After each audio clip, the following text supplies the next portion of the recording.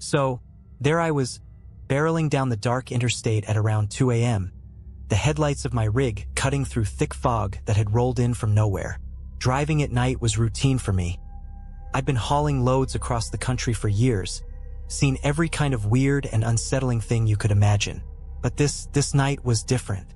I'd picked up a load in California, aiming to deliver in Colorado by sunrise.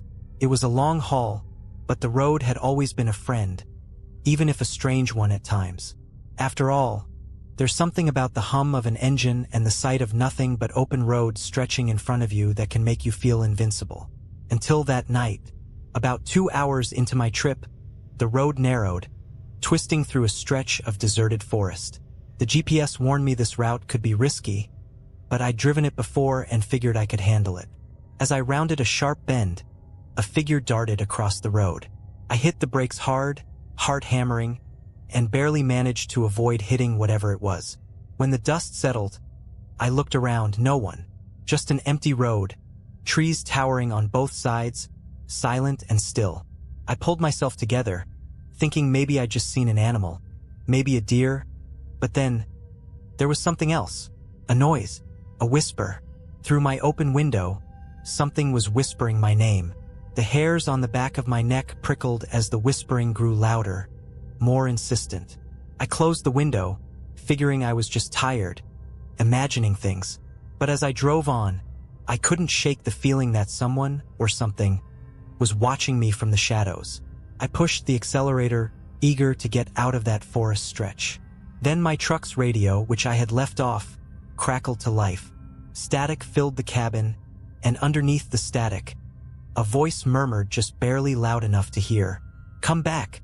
A chill ran down my spine. I didn't recognize the voice, but it sounded wrong, like a mix of static and a low, gravelly growl, echoing as if it were calling from a distance. I turned off the radio completely, but the voice kept repeating, "Come back. Come back." And then, just like that, the radio fell silent. I was starting to feel like this night was taking a very dark turn, but I kept pushing forward, just wanting to leave that stretch of road behind.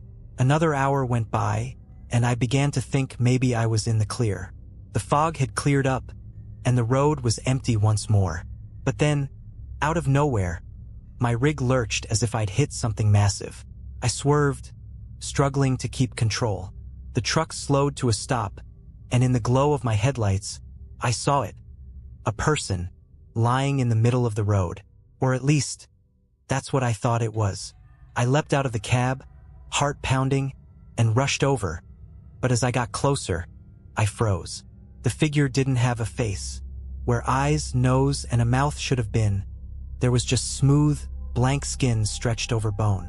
It lay there, motionless, its arms twisted at impossible angles. I stumbled back, suddenly aware of just how silent the night had become.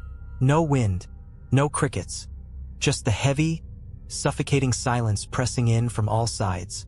I was about to turn and run back to my cab when a sound echoed through the trees.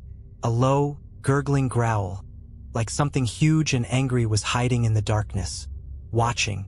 I looked back at the figure on the road, and that's when I saw it move. Not much, just a slight twitch of its fingers, but it was enough to send me scrambling back to the truck. I jumped into the driver's seat, fumbling to start the engine. The headlights caught something else moving on the side of the road. More figures, all identical, all faceless, slowly emerging from the trees. They stood there, staring, or whatever they did with those smooth faces, right at me. With a shuddering gasp, I slammed my foot down on the accelerator and peeled out of there. My headlights cut through the darkness, revealing nothing but the empty road ahead. But as I sped away, I glanced in the rearview mirror and saw the figures following me. The figures didn't run. They didn't even walk. They just appeared, like static on a TV screen flickering closer each time I glanced back. 1 second they'd be 50 feet behind, the next just 10. I couldn't look in the mirror anymore. I gripped the wheel, white-knuckled, heart racing, as I pushed the rig harder than I'd ever dared. The engine roared, tires screeched, but no matter how fast I drove, I felt that presence right behind me. Somehow, deep down, I knew If I looked in the mirror again, I'd see one of those faceless things inside the truck, right behind me. Reaching, the highway started twisting and turning again, winding deeper into an endless maze of black trees and shadow.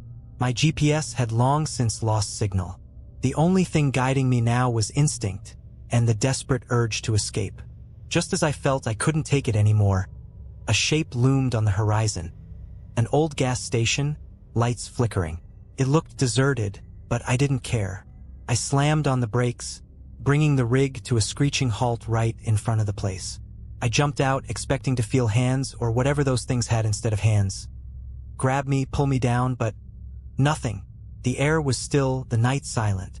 I glanced around, heart still pounding, but the road behind me was empty. No figures, no whispers, nothing. I took a few shaky steps toward the gas station, wondering if I'd imagined the whole thing. But the voice on the radio, that low, distorted growl, still echoed in my mind. As I stepped inside the gas station, I took a look around. Rows of dusty shelves were stocked with snacks that looked like they hadn't been touched in years. The air was thick with the smell of mildew and something else. Something metallic. Behind the counter was a clerk, his face obscured by the shadows. He didn't move, didn't speak. "Hey," I managed, voice shaking. "Phone. Do you have a phone?" The clerk lifted his head slowly, and my stomach dropped. His face was wrong. Too smooth, like his features had been blurred, melted together. And his eyes, small, black, bottomless pits that swallowed the light. "I'd leave if I were you," he rasped, voice crackling like dead leaves underfoot. "You're not supposed to stop here." What?" I stammered, trying to back away. "They don't like it when you stop," he said, and his mouth twisted into a grimace, teeth too sharp, too white, in the dimness. "You'd better get back in your truck and keep going. Otherwise, they'll find you." I didn't need to be told twice. I turned and bolted out of the gas station, practically diving back into the cab. As soon as I slammed the door shut, the headlights flickered on by themselves, casting their eerie glow across the empty road. Only, the road wasn't empty anymore. A figure stood directly in the beam of my headlights, just a few feet away. It had no face, just like the others, but this one was wearing an old, torn trucker's jacket, like it had once belonged to someone like me. And draped over its shoulders, barely visible in the dim light, was a chain, thick, rusty, with a padlock that looked as old as the road itself. The thing tilted its head to one side, almost curious, and then it took a step forward. My foot slammed on the gas before I could think. The truck lurched forward, headlights blazing as I barreled right toward it. But the figure didn't move. It just stood there, waiting, and as I passed through it, as if it was made of mist, my whole body went ice cold, a chill that froze me to the core. The radio crackled again. "Turn back," the voice whispered, as if it was right next to my ear, making the hair on the back of my neck stand up. "Turn back." The truck roared forward, but the road in front of me wasn't the road I remembered. The familiar twists and turns were gone. Instead, I was hurtling down a straight, narrow stretch lined with endless black trees.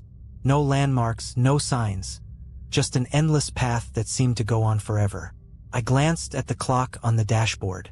It was stuck on 2:37 a.m., the digits flickering weakly. My GPS was blank, no signal, no map, just a hollow, empty screen. I tried the radio again, desperately twisting the knob, but all I got was that same low, static-laced growl. It droned on, maddening, echoing through the cab like it was trapped with me. Then headlights appeared in the distance, a massive set, like those of a semi barreling toward me at full speed. I honked the horn, flashing my lights, trying to get the other driver's attention. But the lights didn't budge. They just kept getting closer, faster, brighter. My heart pounded as I gripped the wheel, hands slick with sweat.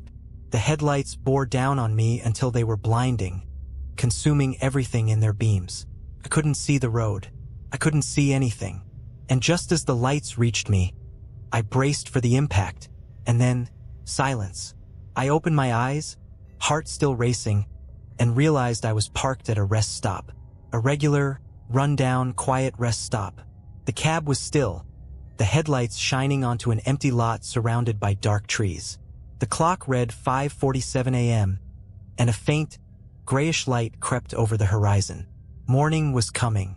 I sat there for a few moments, shaken, wondering if I'd dreamed the entire thing. My fingers were stiff and aching from how tightly I'd gripped the wheel. My throat was raw from shouting, but the truck was fine. Everything was fine. I was parked like I'd just pulled over for a break. In a daze, I climbed down from the cab, rubbing my eyes. I looked around the empty rest stop, trying to get my bearings.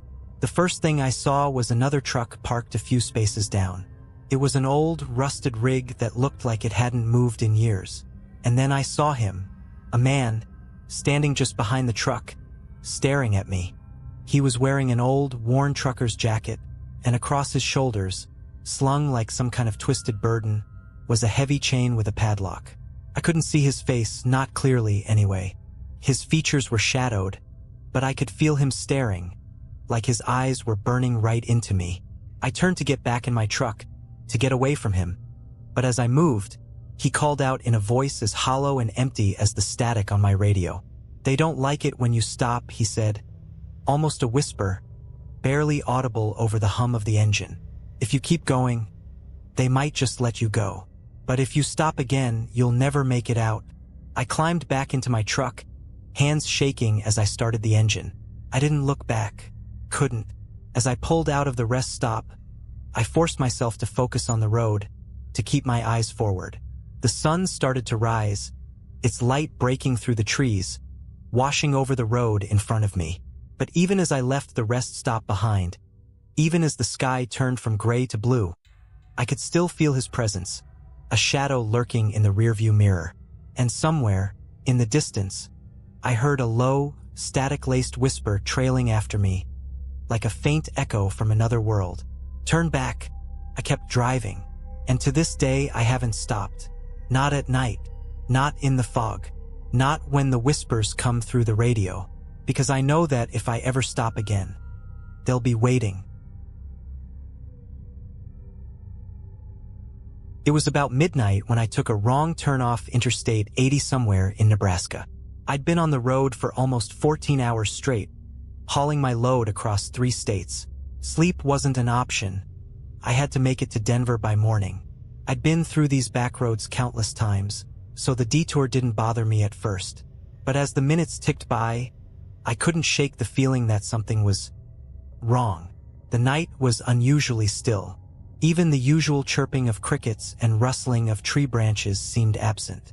Then I noticed a dim glow in the distance, a rundown gas station, miraculously still open at this hour.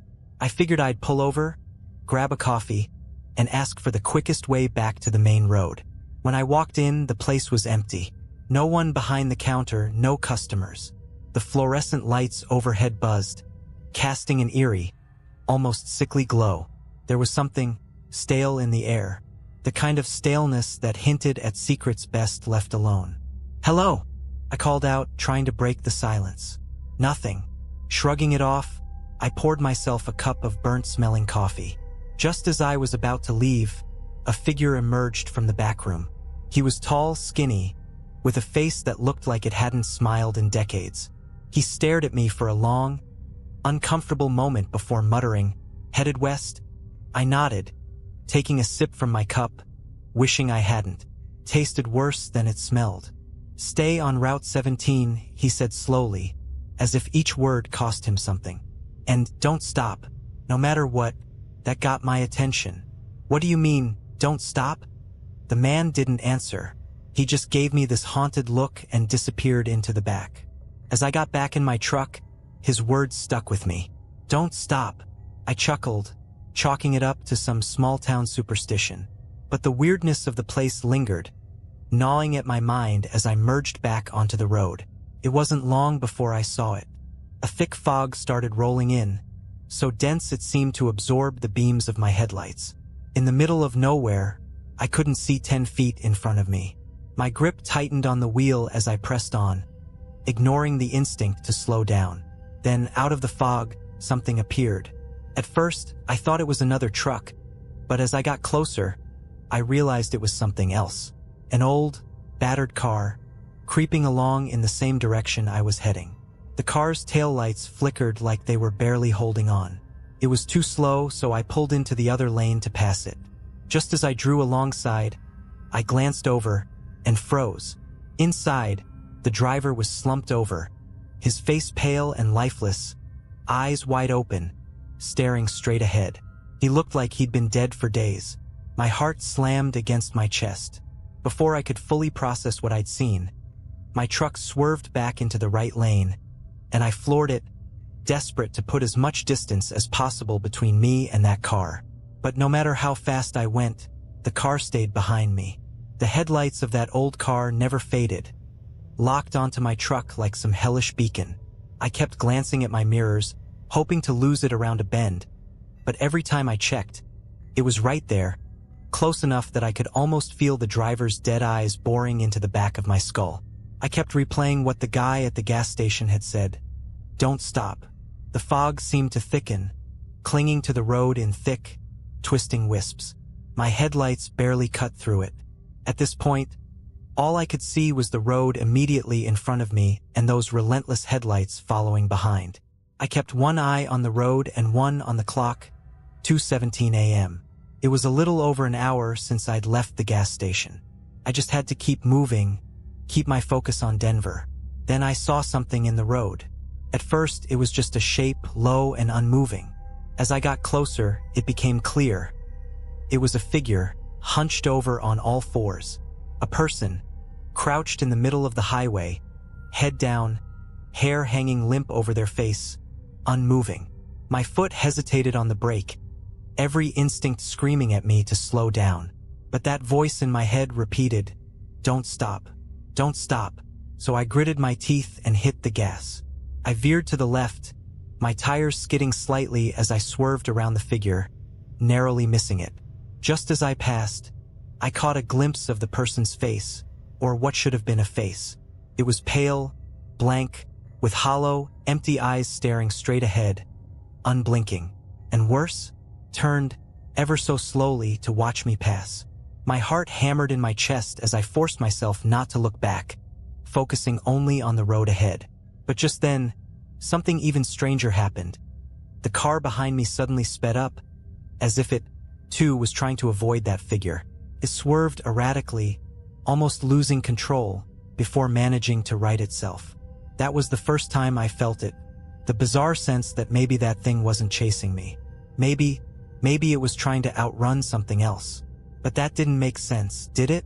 A dead driver still driving? My mind raced, trying to rationalize it all, but the fear kept me grounded. All I could do was keep my foot pressed on the gas and push forward, faster and faster, as the fog seemed to close in tighter, wrapping around the road like some kind of living, breathing thing. And then, just ahead, the fog parted, and another figure appeared, standing in the center of the road.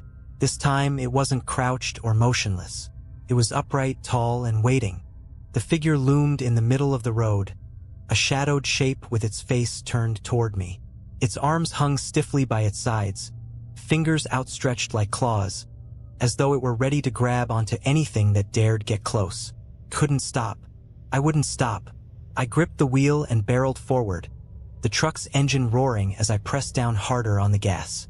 But just before impact, the figure shifted. No, it melted. It seemed to dissolve, reforming beside my window as I flew by, gliding effortlessly with the speed of my truck. My heart stopped. His face was there, right outside my window, staring in at me. It was a man, or at least it used to be. His skin was translucent, stretched tightly over his skull, and his eyes were pure white, empty and endless. His mouth hung open in a silent scream, jaw unhinged in an expression of pure, primal terror. I felt an icy chill radiate from the glass, seeping through the window and into my bones. Then, as suddenly as he appeared, he was gone. I glanced into my side mirror, half expecting him to still be there, clinging to the side of the truck. But the mirror only showed empty road behind me, winding back into the mist. Except, the headlights were gone. The car, the one that had been tailing me, had disappeared. I took a shaky breath, almost relieved, But my grip didn't relax. Something wasn't right. That car couldn't have vanished without a trace. And the fog, it was thicker than ever, swirling around me like smoke from a fire. I felt trapped, like the road was shrinking, closing in.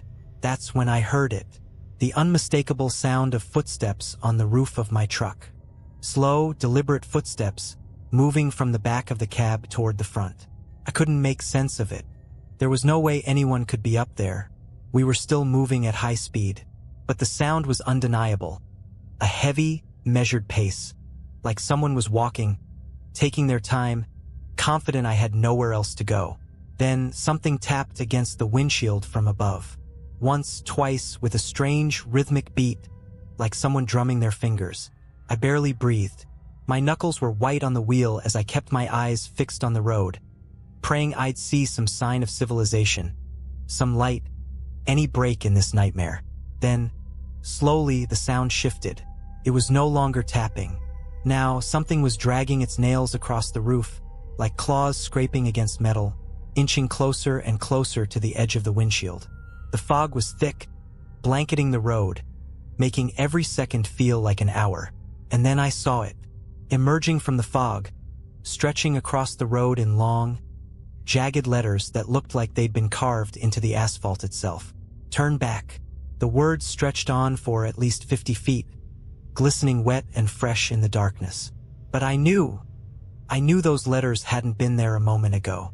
The scratching stopped. The air around me grew thick, almost suffocating, as if something enormous was crouched just above, waiting. I couldn't turn back now. The words "turn back" faded into my rear view as I pressed on, my hands trembling on the wheel. The silence was almost worse than the scratching had been. It felt like something was biding its time, waiting for me to make one wrong move.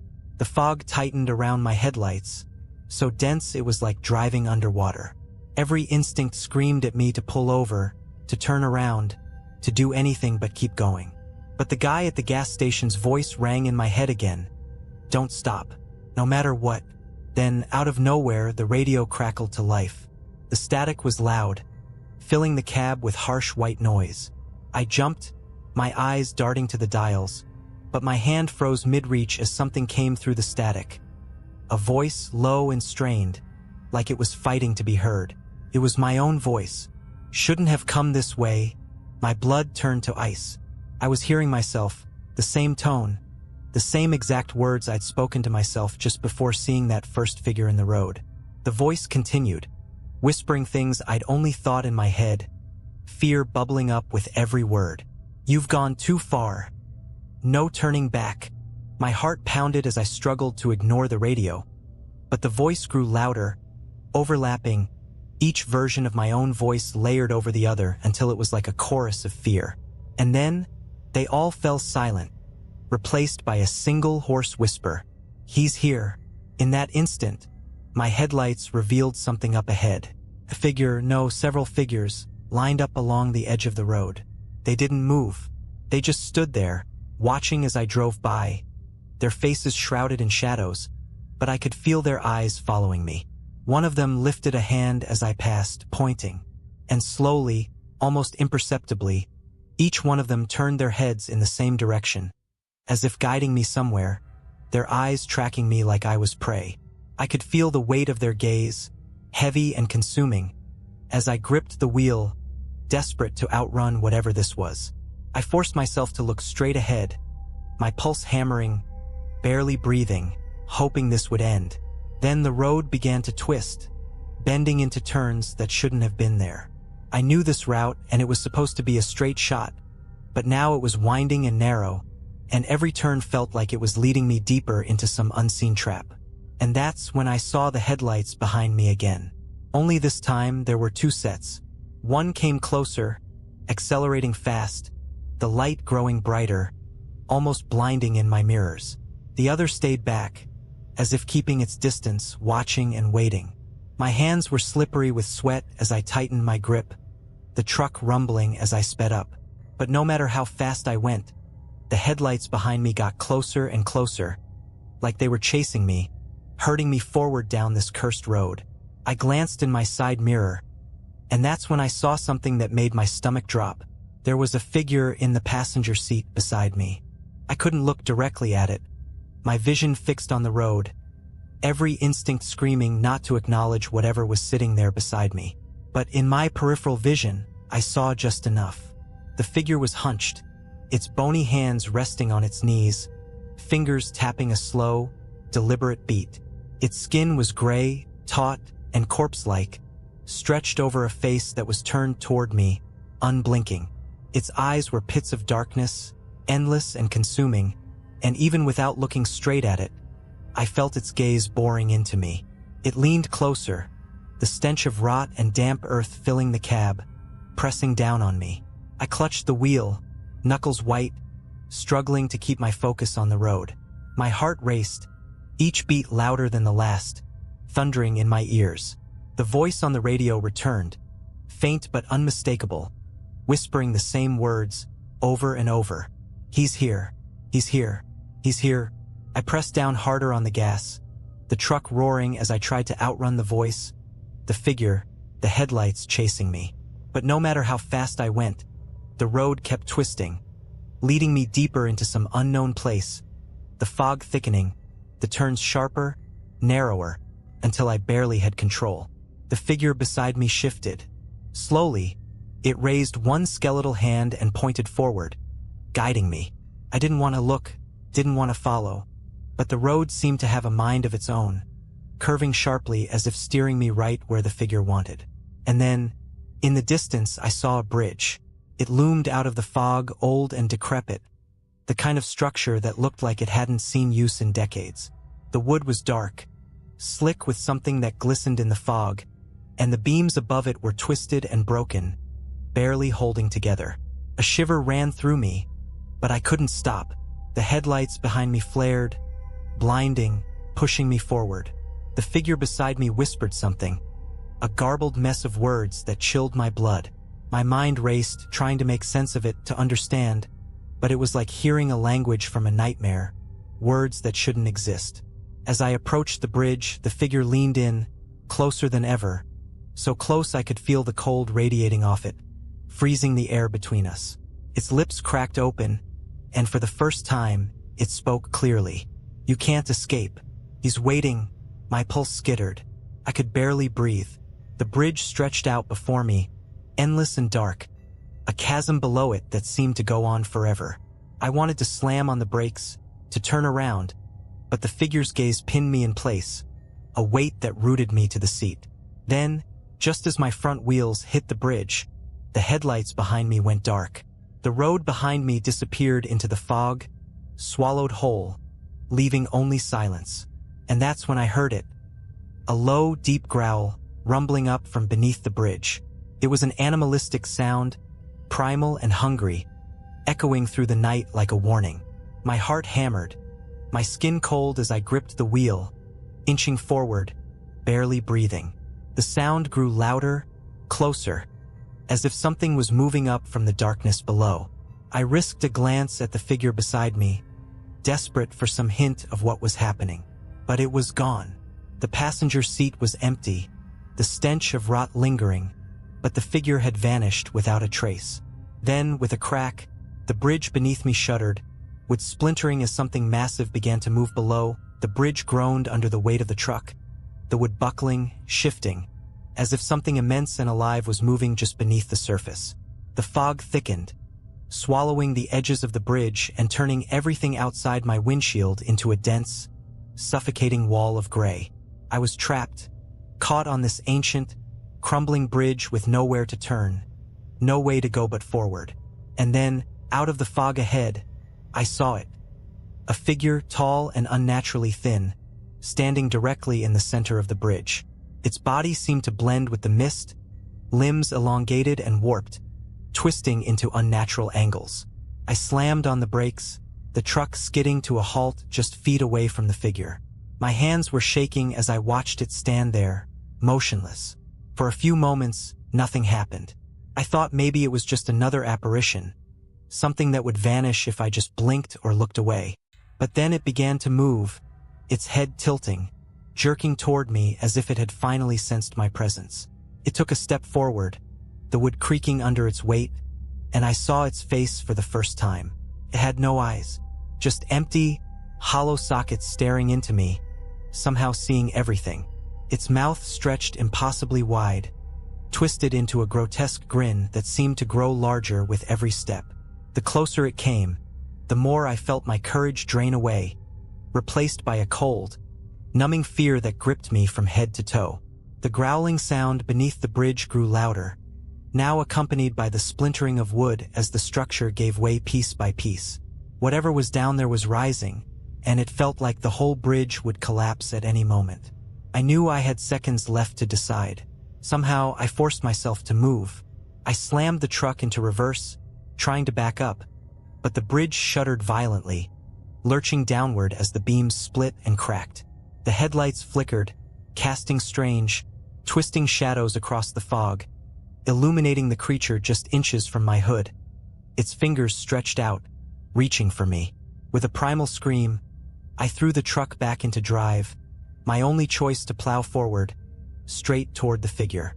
The truck lurched, its wheels skidding across the splintering wood, but I kept going, pressing down on the gas with everything I had. The creature let out a shrill, inhuman scream, its mouth widening even further as I barreled straight into it.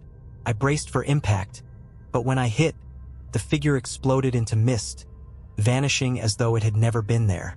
The truck roared onto the other side of the bridge, but the growling below followed me, relentless. In the rearview mirror, I saw the bridge behind me collapse into the chasm, the fog closing in as planks and beams tumbled into darkness. I kept driving, not daring to stop until the fog finally thinned and the road opened up. My heart pounded as I reached a crossroads, the signs pointing toward Denver glinting under my headlights. It was over. Somehow I'd made it. But as I rolled to a stop to catch my breath, something caught my eye in the rearview mirror. Just a glimpse, but enough to send a cold chill down my spine. In the shadows at the edge of the road, barely visible in the dim light, was the figure. Standing there, motionless, its hollow eyes locked onto me. I didn't wait.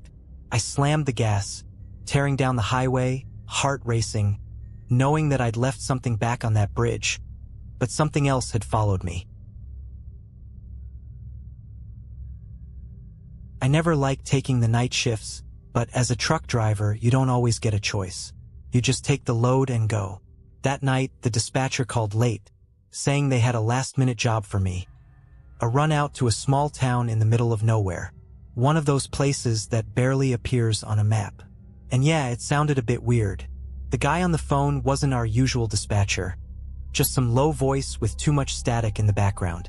But it paid double and I wasn't about to turn that down. I should have turned it down. Around midnight, I was on a narrow highway, trees dense on both sides, swallowing up any light besides my headlights. The road was dead empty. Not a single car passed me in the last hour.